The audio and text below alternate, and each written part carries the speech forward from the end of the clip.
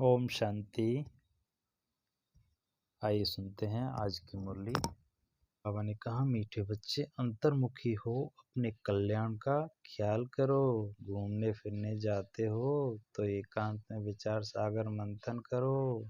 अपने से पूछो, हम सदा हर्षित रहते हैं। आज का प्रश्न, रहमदिल बाप के बच्चों को अपने पर कौन सा रहम करना चाहिए? रहमदिल बाप के बच्चों को अपने पर कौन सा रहम करना चाहिए? उत्तर में बाबा ने बताया, जैसे बाप को रहम पड़ता है कि मेरे बच्चे कांटे से फूल बने। बाप बच्चों को गुलगुल बनाने की कितनी मेहनत करते हैं, तो बच्चों को भी अपने ऊपर तरस आना चाहिए कि हम बाबा को बुलाते हैं, पतित पावन बनाओ, फूल बनाओ। अब वह आए हैं तो क्या हम फूल नहीं बनेंगे? रहम पड़े तो देही अभिमानी रहे। बाप जो सुनाते हैं उसको धारण करो। ओम शांति। यह तो बच्चे समझते हैं, यह बाप भी है, टीचर भी है और सतगुरु भी है। तो बाप बच्चों से पूछते हैं कि तुम यहाँ जब आते हो तो इन लक्ष्मी नारायण के और सीढ़ी के चित्र को देखते हो। जब दोनों को देखा जाता है तो एम ऑब्जेक्ट और सारा चक्र बुद्धि में आ जाता है कि हम देवता बनकर फिर ऐसे सीढ़ी उतरते आए हैं। यह ज्ञान तुम बच्चों को ही मिलता है। तुम हो स्टूडेंट। एम ऑब्जेक्ट सामने खड़ा है, कोई भी आए तो उनको समझाओ यह एम ऑब्जेक्ट है। इस पढ़ाई से यह देवी देवता जाकर बनते हैं, फिर 84 जन्म की सीढ़ी उतरते हैं, फिर रिपीट करना है। बहुत इजी नॉलेज है, फिर भी पढ़ते पढ़ते नापास क्यों हो पढ़ते हैं? उस जिस्मानी पढ़ाई से भी यह ईश्वरीय पढ़ाई बिल्कुल सहज है, क्योंकि एम ऑब्जेक्ट है और 84 जन्मों का चक्र बिल्कुल सामने खड़ा है। यह दोनों चित्र विचित्र अर्थात विजिटिंग रूम में भी होने चाहिए। ये दोनों जो चित्र होते हैं, बाबा ने कहा, एक 84 जन्मों का और एक जो हमारा एम ऑब्जेक्ट है, लक्ष्य है, उसके और 84 जन्म के दोनों चित्र विजिटिंग रूम में होने चाहिए। सर्विस करने के लिए सर्विस का हथियार भी चाहिए। बाबा ने कहा है, सर्विस करने के लिए सर्विस का हथियार भी चाहिए। हथियार हैं दोनों चित्र, सारा ज्ञान इसमें ही है। ये पुरुषार्थ भी हम अभी करते हैं सत्व प्रधान बनने के लिए, इसमें ही मेहनत लगती है। तो बाबा ने कहा, इसमें अंतर्मुखी हो, विचार सागर मंथन करना है। घूमने फिरने जाते हो तो भी बुद्धि में यही होना चाहिए। यह तो बाबा जानते हैं कि नंबर बार हैं, कोई अच्छी तरह समझते हैं तो जरूर पुरुषार्थ करते होंगे जो अच्छी तरीके से समझते हैं। अपने कल्याण के लिए हर एक स्टूडेंट समझते हैं, यह अच्छा पढ़ते हैं। जो अच्छा पढ़ते हैं वो सब जानते हैं उनको। बाबा कहते हैं, खुद नहीं पढ़ते हैं तो अपने को ही घाटे में डालते हैं। अपने को तो कुछ लायक बनाना चाहिए। तुम भी स्टूडेंट हो, सो भी बेहद के बाप के। यह ब्रह्मा भी पढ़ते हैं, यह लक्ष्मी नारायण है मर्तबा, और सीढ़ी है 84 जन्मों के चक्र की। तो बाबा कहते हैं, यह पहले नंबर का जन्म, यह लास्ट नंबर का जन्म। तुम देवता बनते हो। अंदर आने से ही सामने एम ऑब्जेक्ट और सीढ़ी पर समझाओ।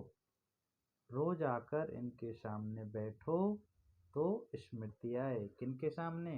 लक्ष्मी नारायण के सामने। तो तुम्हारी बुद्धि में है कि बेहद का बाप हम बच्चों को समझा रहे हैं। सारे चक्र का ज्ञान तुम्हारी बुद्धि में भरपूर है तो कितना हर्षित रहना चाहिए।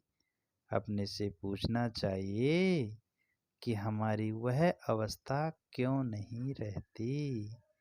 क्या कारण है जो हर्षित रहने में रोला पड़ता है। जो चित्र बनाते हैं उन्हों की बुद्धि में भी होगा कि यह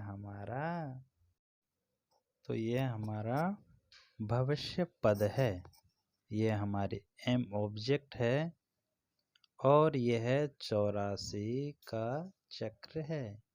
गायन भी है सहज राजयोग। सो तो बाबा रोज समझाते रहते हैं कि तुम बेहद बाप के बच्चे हो तो स्वर्ग का वर्षा जरूर लेना चाहिए। और सारे चक्र का भी राज समझाया है तो जरूर वह याद करना पड़े। और फिर बातचीत करने के मैनर्स भी अच्छे होने चाहिए, चलन बहुत अच्छी चाहिए। चलते फिरते काम काज करते बुद्धि में सिर्फ यही रहे कि हम बाप के पास पढ़ने के लिए आए हैं।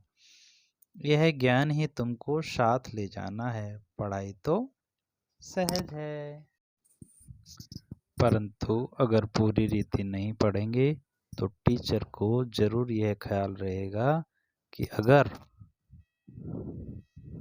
क्लास में बहुत डल बच्चे होंगे तो हमारा नाम बदनाम होगा, इजाफा नहीं होगा, गवर्नमेंट कुछ नहीं देगी।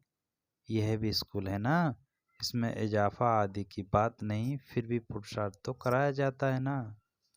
चलन को सुधारो और दैवी गुण धारण करो। कैरेक्टर बहुत अच्छे चाहिए। बाप तो तुम्हारे कल्याण के लिए आए हैं, परंतु बाप की श्रीमत पर चल नहीं सकते।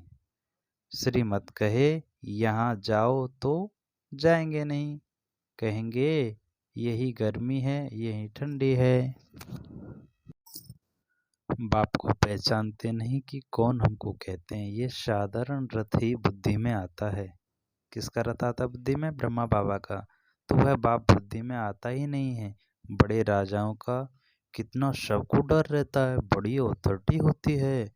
यहाँ तो बाप कहते हैं मैं गरीब निवाज हूँ, मुझ रचता और रचना के आदि मध्य अंत को कोई नहीं जानते हैं। कितनी देर है मनुष्य, कितनी देर मनुष्य है, कैसी कैसी बातें करते हैं, क्या क्या बोलते हैं। भगवान क्या चीज होती है यह भी जानते नहीं। बंडर है ना। बाप कहते हैं मैं साधारण तन में आकर अपना और रचना के आदि मध्य अंत का ज्ञान सुनाता हूँ। बाबा ने कहा तुम पारस बुद्धि थे, फिर तुमको पत्थर बुद्धि किसने बनाया? आधा कल्प रावण राज्य में तुम गिरते ही आते हो। अब तुमको तमो प्रधान से सतो प्रधान जरूर बनना है। विवेक भी कहता है, क्या कहता है? बाप है ही सत्य, वह जरूर सत्य ही बताएंगे। यह ब्रह्मा भी पढ़ते हैं और तुम भी पढ़ते हो। यह कहते हैं मैं भी स्टूडेंट हूँ, तुम भी स्टूडेंट हो, पढ़ाई पर अटेंशन देता हूँ। एक्यूरेट कर्मातीत अवस्था तो अभी बनी नहीं है। ऐसा कौन होगा जो इतना उच्च पद पाने के लिए पढ़ाई पर ध्यान नहीं देगा? सब कहेंगे ऐसा पद तो जरूर पाना चाहिए। तो बाप के हम बच्चे हैं तो जरूर मालिक होने चाहिए। बाकी पढ़ाई में उतराई चढ़ाई तो होती ही है। अब तुमको एकदम ज्ञान का तंत्र मिला है, अर्थात सार मिला है। बाबा ने कहा धीरे धीरे तुम समझते ही आए हो। अभी समझते हैं ज्ञान तो सचमुच अभी हमको मिलता है। बाप भी कहते हैं आज मैं तुमको गोये गोये बातें सुनाता हूँ। फट से तो कोई जीवन मुक्ति पा नहीं सकता, सारा ज्ञान उठा नहीं सकता। पहले यह सीढ़ी का चित्र थोड़ा ही था, अब समझते हैं बरोबर हम ऐसे चक्र लगाते हैं। हम ही स्वदर्शन चक्रधारी हैं। बाबा ने हम आत्मा को सारे चक्र का राज समझा दिया है। बाप कहते हैं तुम्हारा धर्म बहुत सुख देने वाला है। बाप ही आकर तुमको स्वर्ग का मालिक बनाते हैं। औरों के सुख का टाइम तो अभी आया है, जबकि मौत सामने खड़ा है। यह एरोप्लेन, बिजलियों आदि पहले नहीं थी। उन्हों के लिए तो अभी जैसे स्वर्ग है। कितने बड़े बड़े महल बनाते हैं, समझते हैं अभी तो हमको बहुत सुख है। लंदन में कितना जल्दी पहुंच जाते हैं, बस यही स्वर्ग समझते हैं। अब उन्हों को जब कोई समझाए कि स्वर्ग तो सतयुग को कहा जाता है, कलयुग को थोड़ी स्वर्ग कहेंगे। नर्क में शरीर छोड़ा तो पुनर्जन्म भी नर्क में ही लेंगे। आगे तुम भी यह बातें पहले समझते नहीं थे। बाबा ने कहा, अब समझते हो। रावण राज्य आता है तो हम गिरने लग जाते हैं, सब विकार आ जाते हैं। अभी तुमको सारा ज्ञान मिला है तो चलन आदि भी बहुत रॉयल होनी चाहिए। अभी तुम सतयुग से भी ज्यादा वैल्यूबल हो। बाप जो ज्ञान का सागर है वह सारा ज्ञान अभी देते हैं, और कोई भी मनुष्य ज्ञान और भक्ति को समझ ना सकें। मिक्स कर दिया है, समझते हैं। शास्त्र पढ़ना यह ज्ञान है और पूजा करना भक्ति है। तो अब बाप गुलगुल बनाने के लिए कितनी मेहनत करते हैं। तो बच्चों को भी तरस आना चाहिए कि बाबा कितनी मेहनत करते हैं, हर दिन मुरली हमें सुनाते हैं। बाबा हर पल हमारा कितना ख्याल रखते हैं कि बच्चे कैसे जल्दी पावन बने। तो बच्चों को भी तरस आना चाहिए बाबा पर। बाबा ने कहा कि बच्चों को बाबा पर तरस आना चाहिए। हम बाबा को बुलाते हैं, पतितों को आकर पावन बनाओ, फूल बनाओ। अब बाप आए हैं तो अपने पर भी रहम करना चाहिए। क्या हम ऐसे फूल नहीं बन सकते? अब तक हम बाबा के दिल पर क्यों नहीं चढ़े हैं, अटेंशन नहीं देते। बाप कितना रहम दिल है। बाप को ही बुलाते हैं पतित दुनिया में कि आकर हमें पावन बनाओ। तो जैसे बाप को रहम पड़ता है, ऐसे बच्चों को भी रहम पड़ना चाहिए, नहीं तो सतगुरु के निंदक ठहर ना पाए। बाबा कितने प्यार से, कितने भाव विभोर होकर हम बच्चों को कह रहे हैं, बच्चे पावन बनो। तो यह तो किसको स्वप्न में भी नहीं होगा कि बाप ऐसे समझाते हैं कि सतगुरु कौन। लोग गुरुओं के लिए समझ लेते हैं कि कहाँ श्राप ना दे देवे, एक कृपा ना हो जाए। बच्चा पैदा हुआ, समझेंगे गुरु की कृपा हुई। यह है अल्पकाल के सुख की बात। बाप कहते हैं, बच्चे अपने पर रहम करो। देही अभिमानी बनो तो धारणा भी होगी। सब कुछ आत्मा ही करती है। मैं भी केवल आत्मा को ही पढ़ाता हूँ, इसलिए अपने को आत्मा पक्का समझो और बाप को याद करो। बाप को याद ही नहीं करेंगे तो विकर्म विनाश कैसे होंगे। भक्ति मार्ग में भी याद करते हैं ना कि हे भगवान हम पर रहम करो। तो बाप को लिबरेटर भी कहते हैं। तो बाबा ने क्या कहा, बच्चे अगर किसी के बच्चा भी होता है तो क्या कहते हैं, ये गुरु की कृपा हुई। तो ये अल्पकाल का सुख है। तो बाबा लिबरेटर भी हैं तो गाइड भी हैं, यह भी उनकी गुप्त महिमा है। बाप आकर सब बतलाते हैं कि भक्ति मार्ग में तुम याद करते हो, मैं आऊँगा तो तुम जरूर अपने समय पर। बाबा आते हैं तो केवल अपने समय पर, ऐसे जब चाहूँ तब नहीं आ सकता हूँ। ड्रामा में जब नूंद है तब आता हूँ, बाकी ऐसे ख्यालात भी कभी नहीं आते हैं। तुमको पढ़ाने वाला वह बाप है, यह भी उनसे पढ़ते हैं।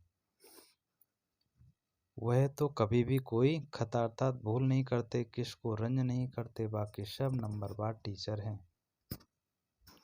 वह सच्चा बाप तुमको सत्य ही सिखलाते हैं, सच्चे के बच्चे भी सच्चे, फिर झूठे के बच्चे बनने से आधा कल्प झूठे बन पड़ते हैं, सच्चे बाप को ही भूल जाते हैं। पहले पहले तो समझाओ कि इस सतयुगी नई दुनिया है या पुरानी दुनिया है। तो मनुष्य समझें कि यह प्रश्न तो बहुत अच्छा पूछते हैं। इस समय सभी में 5 विकार प्रवेश हैं, वहाँ 5 विकार होते ही नहीं। यह तो बहुत सहज बात समझने की है, परंतु जो खुद ही नहीं समझते वह प्रदर्शनी में क्या समझाएंगे। सर्विस के बदले डिश सर्विस करके आएंगे। तो बाहर में जाकर सर्विस करना मासी का घर नहीं है, बड़ी समझ चाहिए। बाबा हर एक की चलन से समझ जाते हैं। बाप तो बाप हैं, फिर तो बाप भी कहेंगे कि यही ड्रामा में था। कोई भी आता है तो ब्रह्मा कुमारी का समझाना ठीक है। नाम भी है ब्रह्मा कुमारी ईश्वरीय विश्वविद्यालय, नाम वाला भी ब्रह्मा कुमारियों का होना है। इस समय सब 5 विकारों में घिरे हुए हैं, उनको जाकर समझाना कितना मुश्किल होता है, कुछ भी समझते नहीं हैं। सिर्फ इतना कहेंगे ज्ञान तो अच्छा है, खुद समझते नहीं है। विघ्न के पीछे विघ्न पड़ता रहता है, फिर युक्तियां भी रचनी पड़ती हैं। पुलिस का पहरा रखो, चित्र इंश्योर करा दो, यह यज्ञ है, इसमें विघ्न जरूर पड़ेंगे। सारी दुनिया जो पुरानी है इसमें सब स्वाहा होनी है। ये पुरानी दुनिया स्वाहा होगी नहीं तो यज्ञ नाम क्यों पड़े। यज्ञ में स्वाहा होना ही है। इसका रुद्र ज्ञान यज्ञ नाम पड़ा है, तो ज्ञान को पढ़ाई भी कहा जाता है। यह पाठशाला भी है तो यज्ञ भी है। तुम पाठशाला में पढ़कर देवता बनते हो, फिर यह सब कुछ इस यज्ञ में स्वाहा हो जाता है। समझा वही सकेंगे जो रोज प्रैक्टिस करते रहेंगे। अगर प्रैक्टिस नहीं होगी तो वह क्या बात कर सकेंगे। दुनिया के मनुष्यों के लिए स्वर्ग अभी है, अल्पकाल के लिए। तुम्हारे लिए स्वर्ग आधा कल्प के लिए होगा। यह भी ड्रामा बना हुआ है। विचार किया जाता है तो बड़ा बंडर लगता है। अब रावण राज्य खत्म हो, राम राज्य स्थापन होता है। इसमें लड़ाई आदि की बात नहीं। यह सीडी देख लोग बड़ा बंडर खाते हैं, तो बाप ने क्या क्या समझाया।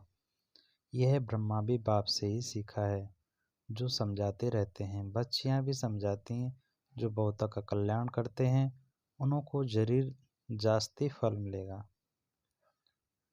पढ़े हुए के आगे अनपढ़े जरूर भरी ढोएंगे। बाप रोज सोच समझाते हैं अपना कल्याण करो। इन चित्रों को सामने रखने से ही नशा चढ़ जाता है, इसलिए बाबा ने कमरे में यह चित्र रख दिए हैं। एम ऑब्जेक्ट कितनी सहज है, इसमें कैरेक्टर्स बहुत अच्छे चाहिए। दिल साफ तो मुराद हासिल हो सकती है। अच्छा मीठी मीठी शिकिल दे बच्चों प्रति माता पिता बाप दादा का याद प्यार और गुड मॉर्निंग। रूहानी बाप की रूहानी बच्चों को नमस्ते। हम रूहानी बच्चों की रूहानी माता पिता बाप दादा को याद प्यार और गुड मॉर्निंग। रूहानी बच्चों की रूहानी बाप को नमस्ते। शुक्रिया बाबा, शुक्रिया आपका, लाख लाख शुक्रिया। धारणा के लिए मुख्य सार। पहली बात सदा स्मृति में रखना है कि हम बेहद बाप के स्टूडेंट हैं। किनके स्टूडेंट हैं हम? बेहद के बाप के। भगवान हमें पढ़ाते हैं तो हमें अच्छी तरह पढ़कर बाप का नाम बाला करना है। अपनी चलन बड़ी रॉयल रखनी है। सेकंड पॉइंट, बाबा ने कहा बाप समान रहमदिल बन कांटों से फूल बनना है और दूसरों को भी बनाना है। अंतर्मुखी बन अपने व दूसरों के कल्याण का हमेशा चिंतन करना है। आज का वरदान, हलचल में दिल शिकस्त होने के बजाय बड़ी दिल रखने वाले हिम्मतवान भव। विस्तार में बाबा ने बताया, कभी भी कोई शारीरिक बीमारी हो, मन का तूफान हो, धन में या प्रकृति में हलचल हो, सेवा में हलचल हो, उस हलचल में दिल शिकस्त नहीं बनो, बड़ी दिल वाले बनो। जब हिसाब किताब आ गया दर्द आ गया तो उसे सोच सोच कर दिल से कष्टबन बढ़ाओ नहीं, हिम्मत वाले बनो। ऐसे नहीं सोचो हाय क्या करूं, हिम्मत नहीं हारो, हिम्मतवान बनो तो बाप की मदद स्वतः ही मिलती रहेगी। आज का स्लोगन, किसी की कमजोरी को देखने की आंखें बंद कर मन को अंतर्मुखी बनाओ। किसी की कमजोरी को देखने की आंखें बंद कर मन को अंतर्मुखी बनाओ। अच्छा, ओम शांति, ओम शांति।